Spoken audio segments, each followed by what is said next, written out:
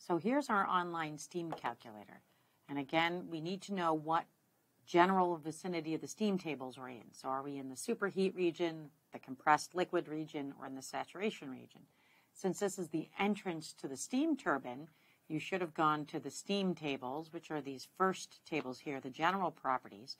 And since we have pressure and temperature, and we have that information for state 1 in both bar and degrees Celsius, we're all set to just input our data and determine what the enthalpy is at the entrance to the turbine. So we have 100 bar and 600 degrees Celsius. And we calculate the state conditions. We can either use the results up at the top or the results down here. And what we see is that the enthalpy is 3,626 kilojoules per kilogram. So this is specific enthalpy. And we're also going to take this information with us too, the entropy information. And you'll notice that's 6.904045 in kilojoules per kilogram Kelvin. So entropy has a different set of units than enthalpy.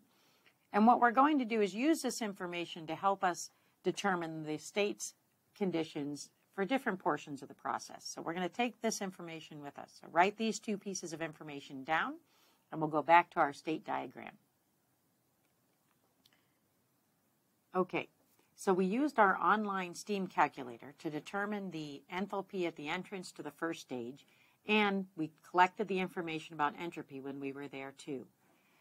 We were also asked to determine the enthalpy at the entrance to the second stage, and you could have done that on your own, or hopefully you did do that on your own. And remember, we have temperature and pressure was already given to us. The entrance state to the second stage of the turbine was 25 bar and 600 degrees Celsius, giving us an enthalpy of 3,686.8.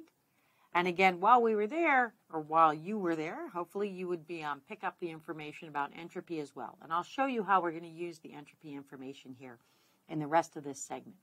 Okay, so far we've pinned down states 1 and 3 completely. So we have the enthalpy and entropy information for those states.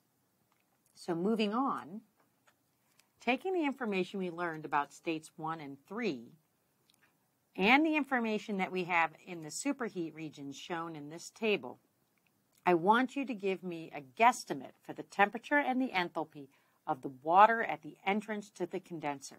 So hopefully you have sitting next to you your diagram of the state conditions. I'll just draw a little sketch of it here so we have a point of reference. So remember, we have 3 isobars, and here's temperature, and here's entropy, and we just determined state 1 and state 3. So 1, 2, 3, 4, here's 5, and here's 6.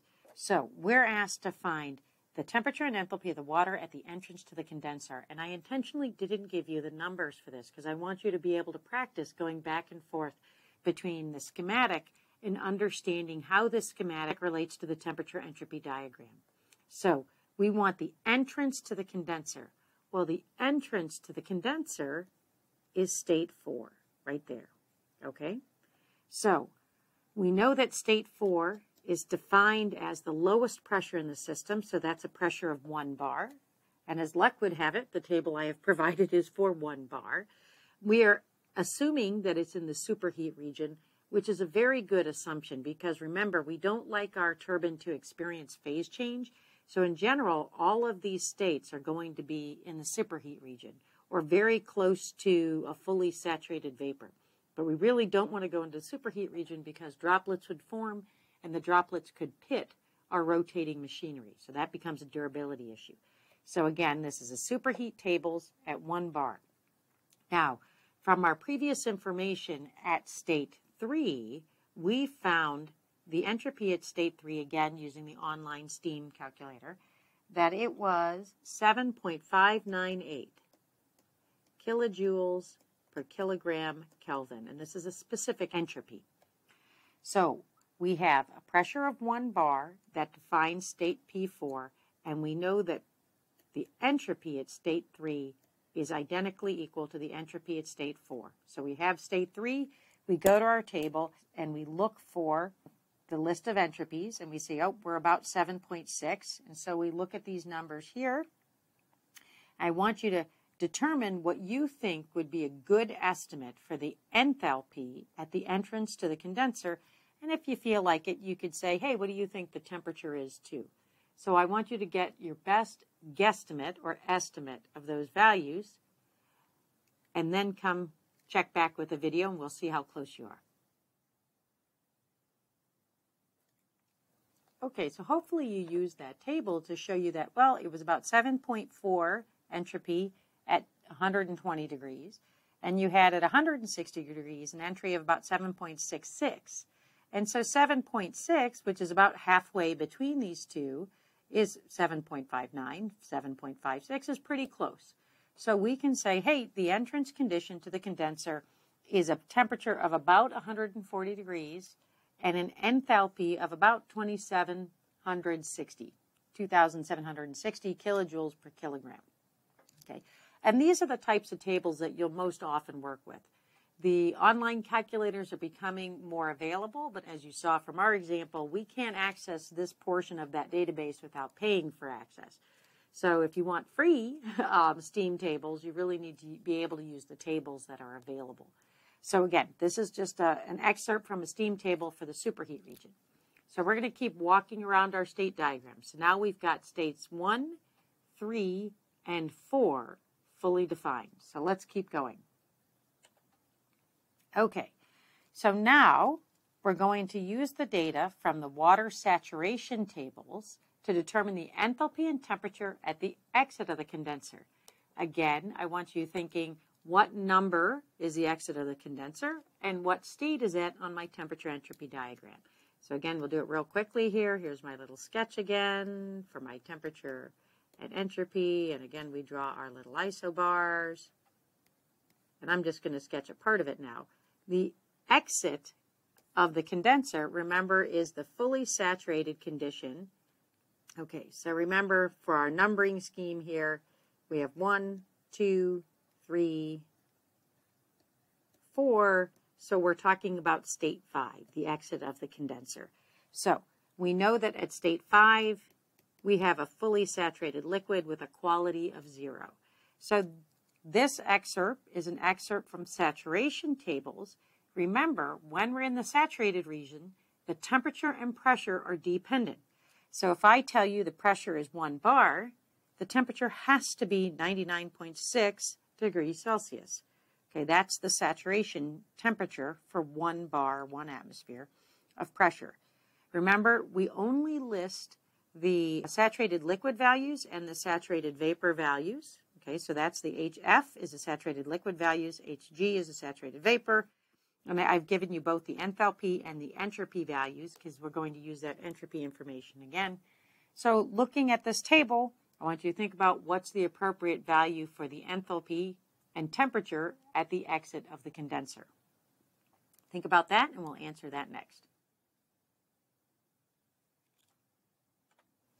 Okay, so that one I thought was pretty straightforward for you. Remember, we're looking at a saturated liquid at the exit of the condenser, so all we need to do is read the values for the saturated enthalpy, saturated liquid enthalpy, and the saturated liquid entropy.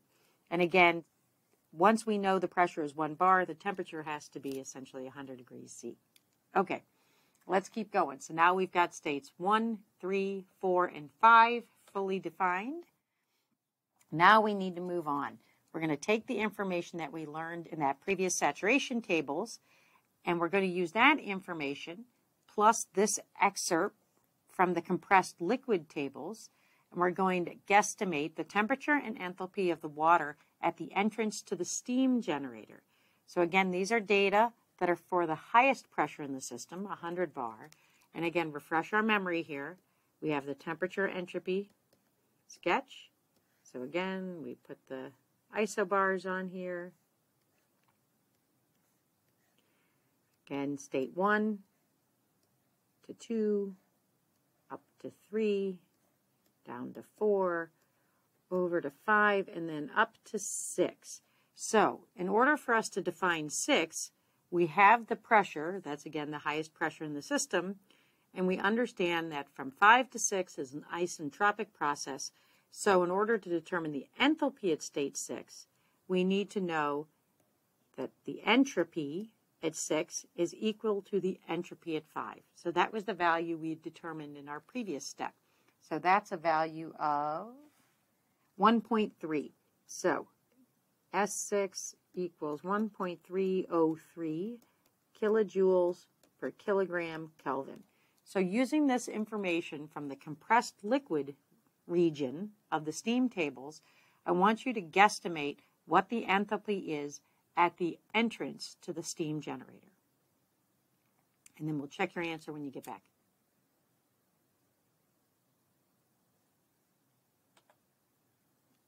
Cool.